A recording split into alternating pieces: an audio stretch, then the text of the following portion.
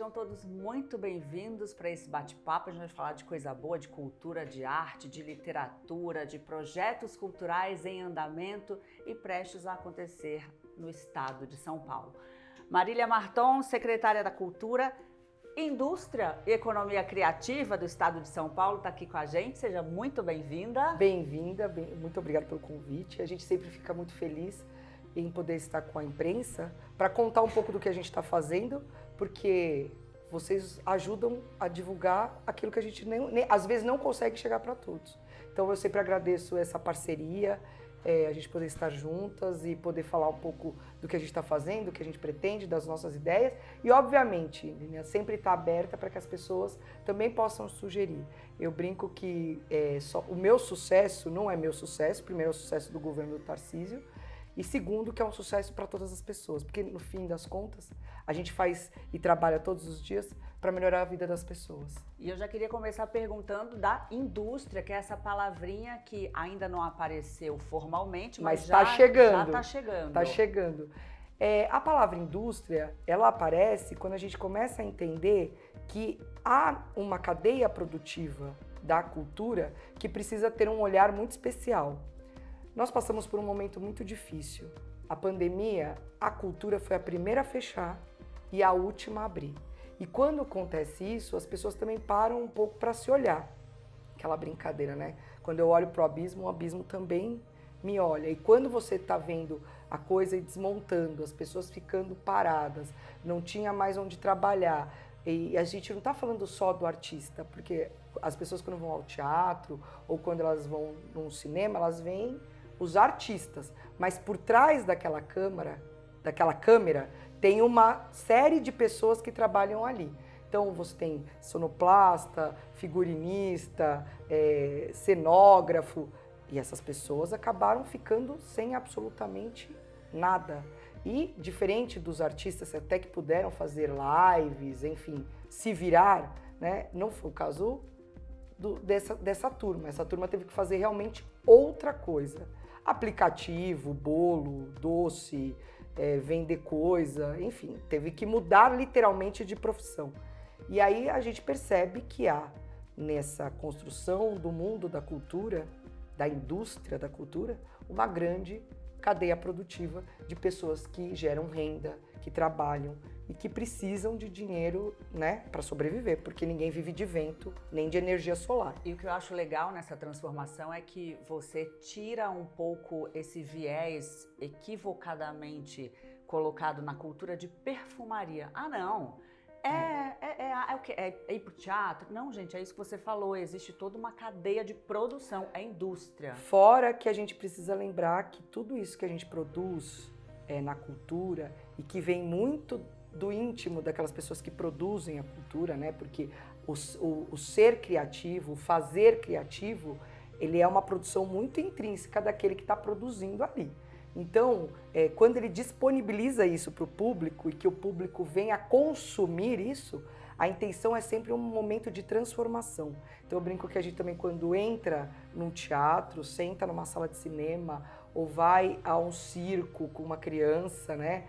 Ou vai para uma peça de teatro infantil, né? Não só as crianças, mas como os adultos, e em todos os aspectos e gêneros, como a gente muda, como a gente se transforma. Então eu acho que a cultura tem esse lado da produção, da cadeia produtiva e do resultado que ela traz para uma sociedade melhor.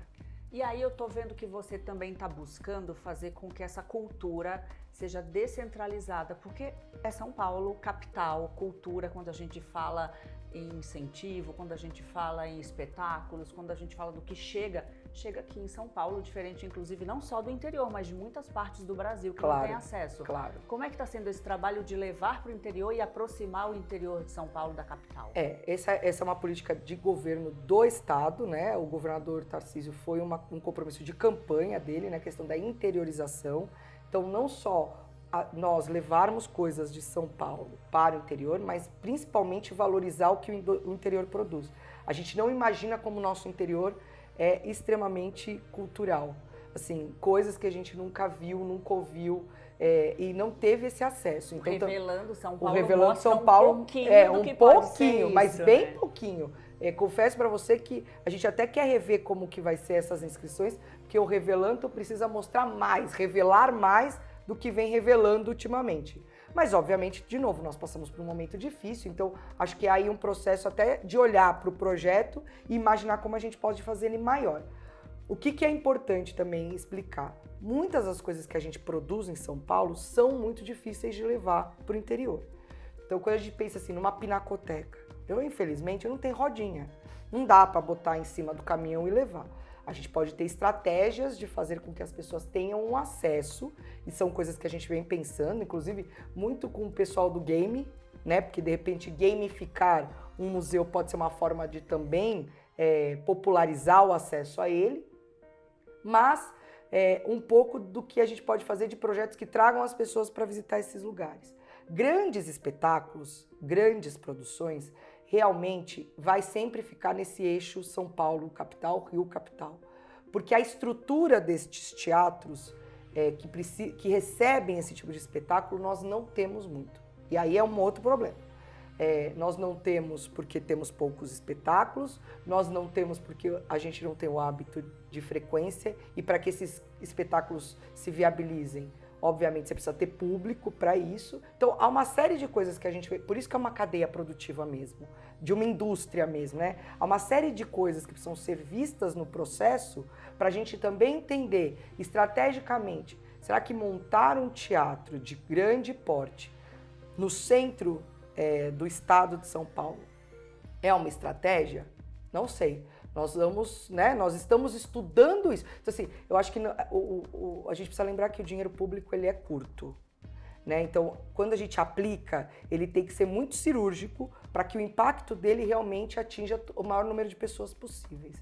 Então, assim, algumas coisas eu converso muito e as pessoas falam, você está conversando bastante. Porque coisas que são, obviamente, programas que são mais de capilaridade, a gente pode errar um ano, acerta no outro, mas infraestrutura mesmo, a gente precisa ter acerto. Se não tiver acerto, você constrói os tais elefantes brancos que a gente já viu espalhado por aí. Agora, Marília, a gente está falando de cultura e de leis de incentivo à cultura. Por que elas são tão demonizadas? O que aconteceu no andar da carruagem para fazer com que uma lei Rouanet, as pessoas têm vergonha de falar que tem acesso à lei, parece que está cometendo um crime. É essa a impressão que a gente tem. É triste. Na verdade, acho que é muito triste. Acho que existe, obviamente, todas as leis, todos os procedimentos administrativos públicos, eles precisam sempre passar por renovação.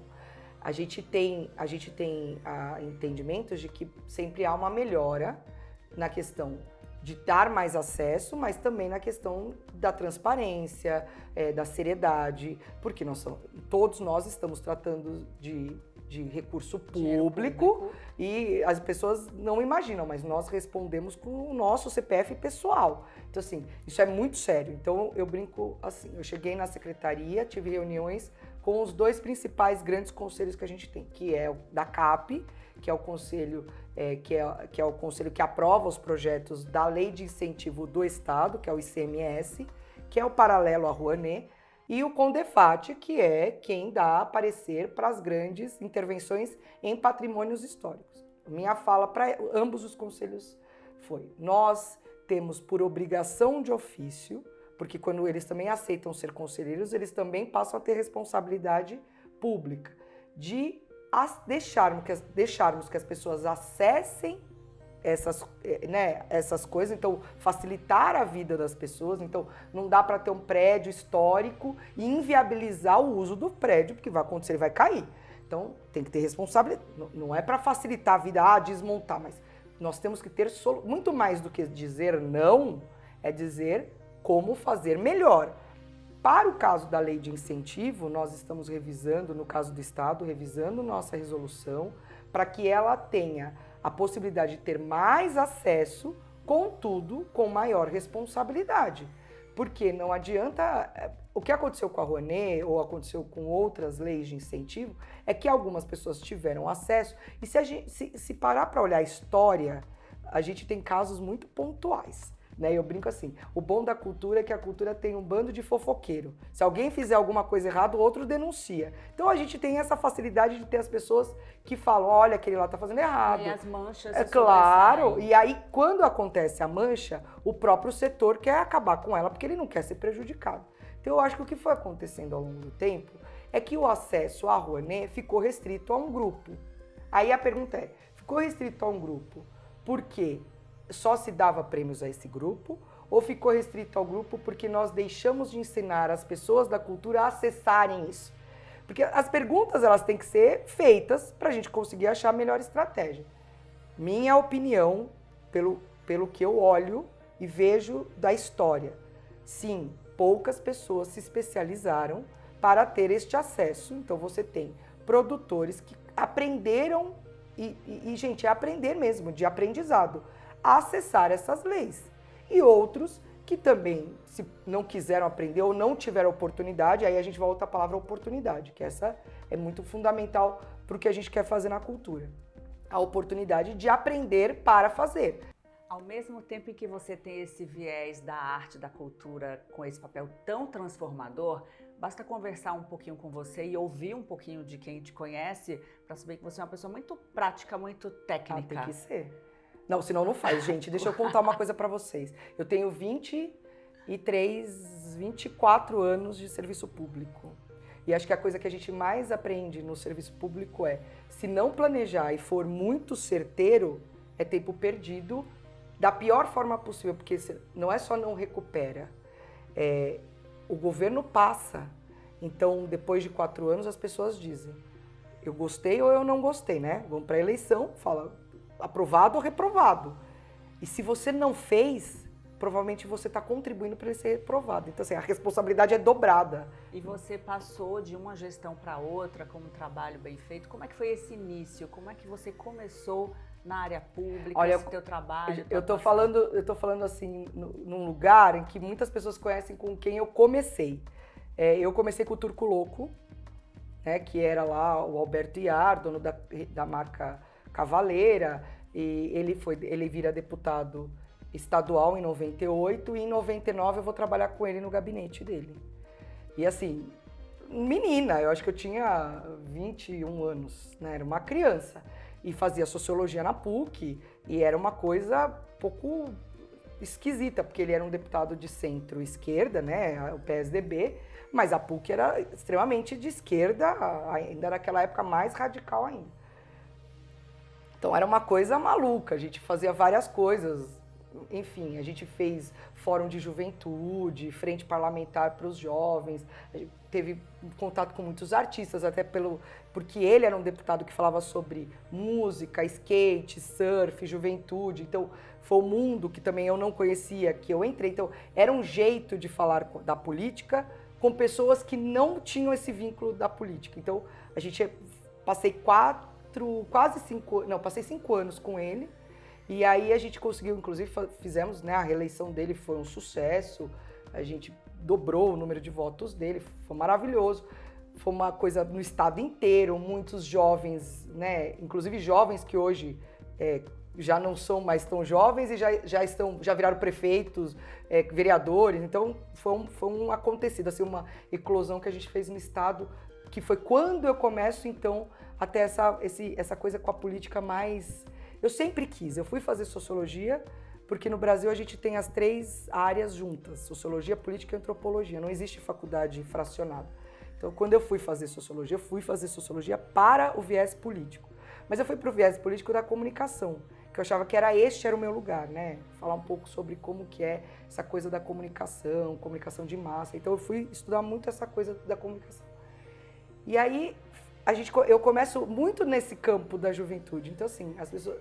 Parece que não, mas isso me facilitou demais, porque também era o meu lugar. Eu tinha 20 anos de idade, eu estava falando com um deputado que era de juventude, encontrando muitos jovens e ouvindo muito, né? Era uma época que a gente tinha várias coisas acontecendo, né? A final da década de 90, tem aí um momento que o Brasil passa, né? Impeachment de presidente, um novo presidente, uma nova linha, uma nova discussão, neoliberalismo. Então, assim, para mim era um caldeirão de ideias política acontecendo e tal, não sei o quê. E também é quando eu me descubro um pouco mais, assim, à direita, né? No viés político. Mas a gente vinha trabalhando essa questão toda de encontrar. Depois eu vou para o governo do Estado. Fui trabalhar com o professor Gabriel Chalita. Ele era um dos secretários mais jovens, né, da educação, que a educação teve. Fui trabalhar com ele, fiquei com ele um tempo. Depois fui para a Prefeitura de São Paulo. Aí saio da Prefeitura de São Paulo, volto para o governo do Estado. Aí saio do governo do Estado, vou para a Prefeitura de São Caetano. Saio da Prefeitura de São Caetano, volto para o governo do Estado. Então, assim, essa trajetória do ir e vir, muito nessa linha do que eu fui construindo na minha carreira. E quero dizer assim, diferente de carreiras corporativas, que você começa assim, aí você sabe para onde vai, aí internamente parece que a gente não tem muito isso na política, né? Na política você tem o giro muito baseado naquilo que você representa e você apresenta. Então, as pessoas às vezes perguntam assim, como você chegou aí? Eu falo, olha, se você perguntar instintivamente, construí minha carreira, indo para cá, não foi. Ela foi uma carreira que foi feita a partir de muito trabalho. Eu sempre fui muito curiosa. Então, muito do que eu sei da administração pública foi porque eu ia me inscrevendo em curso, eu fui me inscrevendo em curso. Tive professores bons, então eu lembro quando eu trabalhava na prefeitura e o André Matarazzo virou para mim e falou assim, Marília, você não acha que já está na hora de você voltar a estudar? Aí eu falei, você acha? Ele, eu acho que está na hora de você fazer uma pós-graduação. Aí eu fui fazer GV, fui fazer gestão de estratégica de projetos, numa coisa que não tinha nada a ver com o setor público e uma coisa que até hoje eu falo, eu agradeço imensamente a ele, porque o meu olhar na gestão de projetos trouxe para o setor público um olhar cartesiano, né, matricial, para aquilo que a gente quer construir, que é importante na hora de pensar essa coisa do tempo, né, porque lá a gente falava de caminho crítico, como que encurta, como que planta projetos, encurta tempo. Não fica no plano das ideias. Não fica só no plano, exato. Óbvio que o plano das ideias é importante, porque a gente precisa ouvir. Mas ele precisa ter um momento do corte. Cortou, acabou. Próximo passo. Data, tudo com período, tudo acontecendo paralelo. Então, assim, a minha cabeça ficou muito mais organizada com isso. Então, é uma construção que eu fui fazendo. Óbvio, o ano passado eu defendi mestrado em cidades. Aí eu já estava muito vinculada à Prefeitura de São Caetano. E aí fui defender um mestrado sobre cidades. Mas nada impede, e é engraçado isso, no setor público tem isso, a gente consegue falar de vários assuntos no mesmo assunto. Quando a gente olha uma ocupação de um espaço, né? O que esse espaço caracteriza? Às vezes você fala, esse espaço tem cara de cultura. Eu falo, então, não tem.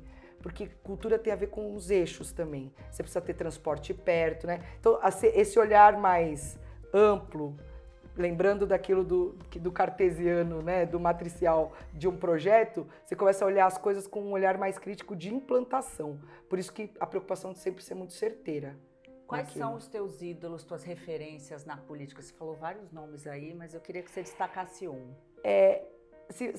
Historicamente, assim, olhando para a história do mundo e falando quem você olhou e gostou, assim, a Margaret Thatcher realmente foi uma mulher do mundo político e num momento extremamente machista, né, e numa sequência de homens, né, poderosos, que foi uma mulher que marca demais. E tinha uma coisa nela que só quem lê, assim, lê na entrelinha do que ela fala, que assim, ela tem um grau de sinceridade que não é comum da política, e acho que até porque ela era uma mulher diferente, sim, ela era uma mulher no mundo, acho que as pessoas não percebiam o quanto ela era incisiva naquilo que ela falava. Então, assim, eu acho que ela, enquanto personagem política, na estratégia de ocupação de espaço no mundo machista, ela realmente é uma grande referência.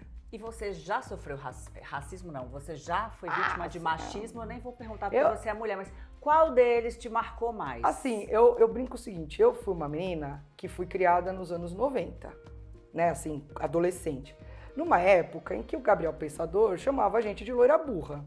Se alguém olhar pra mim e falar assim, o que te causou? Eu acho que quando ele criou essa... E assim, agradeço o Gabriel Pensador, né? Não tô nem aqui desqualificando a música dele, porque eu acho ele um cara extremamente inteligente. Mas quando ele criou aquilo, ele me ajudou a fortalecer ou me fortificar para que eu criasse uma barreira e impedisse que as pessoas me machucassem com isso. Então eu aprendi a ser uma lutadora com luva de pelica, sabe? Então assim, até porque mulher tem isso também, né? Os homens não entendem muito porque é difícil para eles, E eles né? têm a força bruta, a gente não pode A gente tem a força competir da inteligência. Eu acho que o que nos faz melhores do que eles, inclusive no mundo corporativo mostrando muito isso, é quando a gente entra no prumo, né? Que a gente centra e consegue adquirir uma questão de inteligência emocional, dificilmente um cara te quebra. Então, assim, pra mim, aquilo que era, tipo, chegar na escola e a pessoa ficar passando e cantando a música, que no começo me doía, mas que aquilo me trouxe uma fortaleza de proteção. E aí eu parei de falar, não sou. Eu falava, eu sou. Você quer ver como eu sou burra? E aí aquilo me fazia estudar mais, aquilo me fazia desafiar mais. E, enfim, até porque eu sou competitiva mesmo. Então, eu sou leonina, né? Então, tem umas coisas que estão em mim, assim, que... E aí, assim, eu fui jogar futebol. Aí eu comecei, então, vamos lá. Você quebrou o estereótipo que queriam te encaixar de loura burra. Enfim, fui fazer defesa pessoal. Eu vem tenho... Aqui ver a loura burra. Vem aqui que você vai ver. Então, assim, acho que a gente tem uma coisa de defesa. É óbvio, acho que tudo tem um certo limite, né? Eu sou de uma família de mulheres, né? Nós somos em 4 mulheres em casa, irmãs. Então, assim, a minha avó falava, se vocês saírem, não vai ter ninguém para defender. Então, primeira defesa não entre em roubada. Aprenda a se proteger. Acho que a questão da preservação é a primeira coisa que a gente tem que dizer. Aquela coisa de vai na balada, não toma o copo que dos outros, né? Se você deixou o copo, não pega de novo. Acho que todo mundo teve isso em casa, né? Não aceita a carona de quem você não conhece, não entra no carro de qualquer um. As frases básicas que a gente tem, que aí é uma questão de preservação. E eu acho que isso até é instintivo, né, gente? As pessoas precisam, sabe, não vai pro lugar escuro, sabe? Tá numa rua, uma com luz, outra sem luz. Ah, mas esse caminho é mais curto? Não vai. Vai pro caminho da luz que é melhor, né? Acho que simbolicamente é muito isso. Então, e depois isso, como você se defende. E aí, como você se defende? Muito no campo das ideias. Então, eu acho que eu aprendi a me defender muito no campo das ideias. Então, quando eu vou falar de um assunto que eu não entendo, eu prefiro dar um passo para trás e digo, prefiro não falar desse assunto, não vou me manifestar. E também não é dizer que eu sou burra quando eu faço isso. É inteligente dizer. Não, é inteligência dizer que não sabe, até porque a gente não sabe tudo. Então, quando tem um assunto que eu não sei muito, eu brinco. Falo, posso emitir minha opinião, mas eu confesso que aqui eu tô... Se a pessoa quer saber sua opinião de tudo, eu posso dar, mas eu já aviso. Não me sinto nem confortável para isso. Uma coisa da palavra indústria que é engraçada é que a gente traz os games e o web designer, né? Essa Web3, cultura pop para dentro da secretaria, que é uma novidade da secretaria.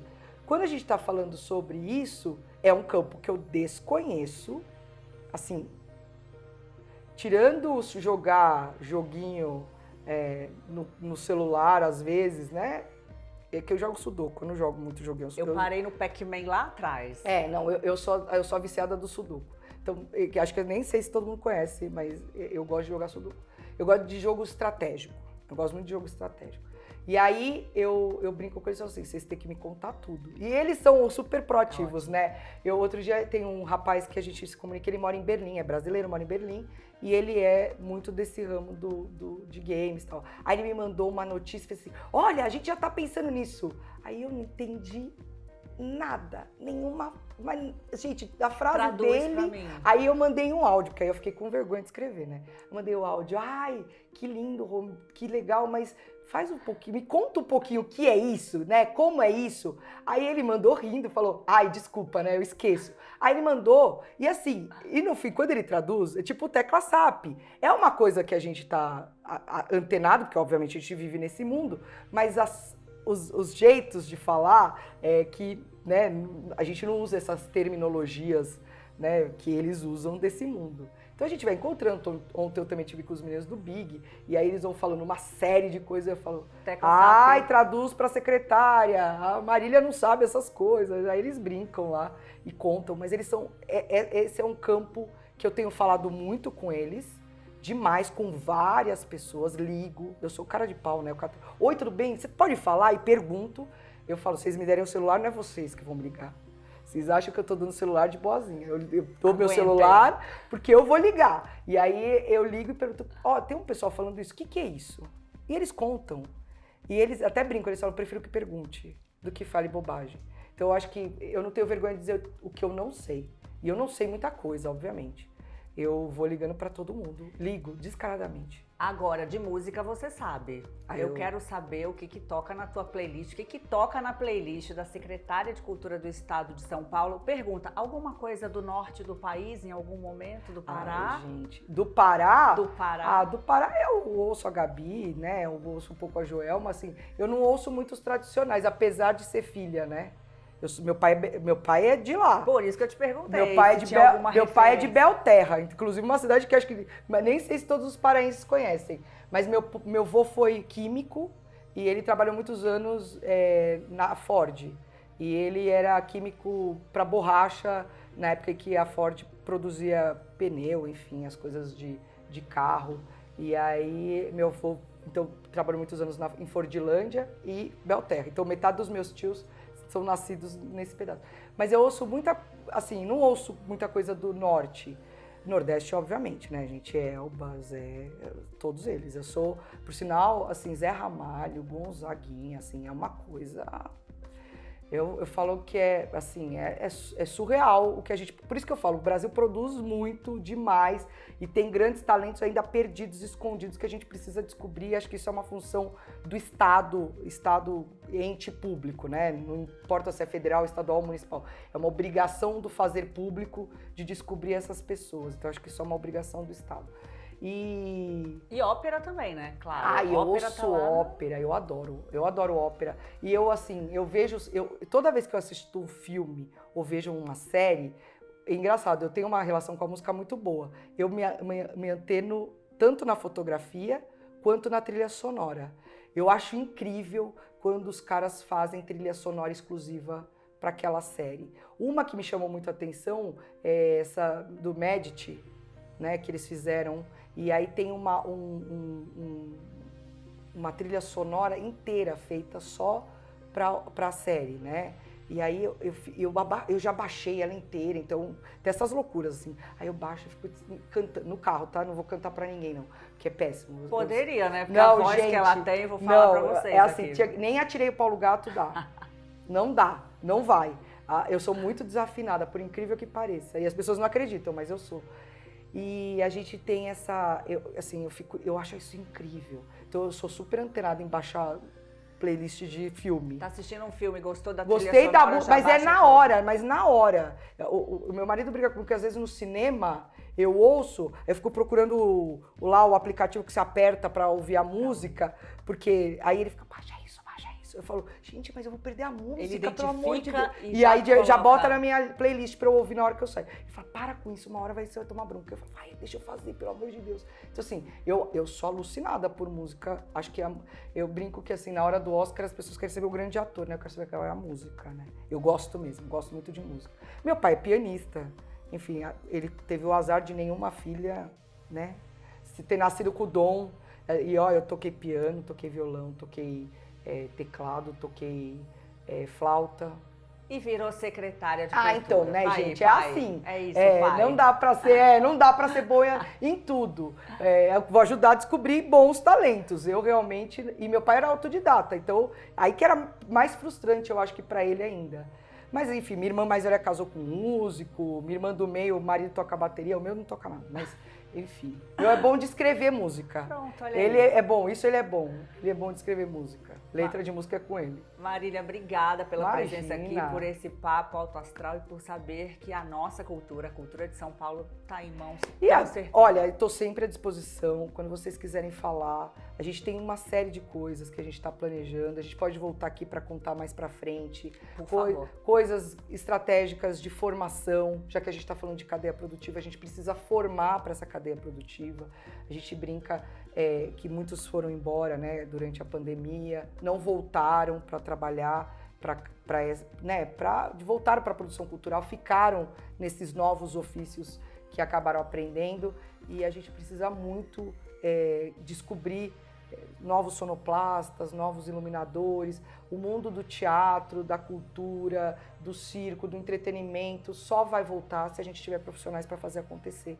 Isso é uma coisa que a gente já identificou que é um problema, não é na capital, não é no nosso estado, é um problema mundial e a gente tem que olhar isso com muito cuidado e, obviamente, dentre as obrigações do Estado, formar é a maior, acho que é a principal, que é essa questão da nossa educação. Maravilha, Marília. Obrigada. Obrigada também a você que nos acompanhou. Até a próxima. Até a próxima.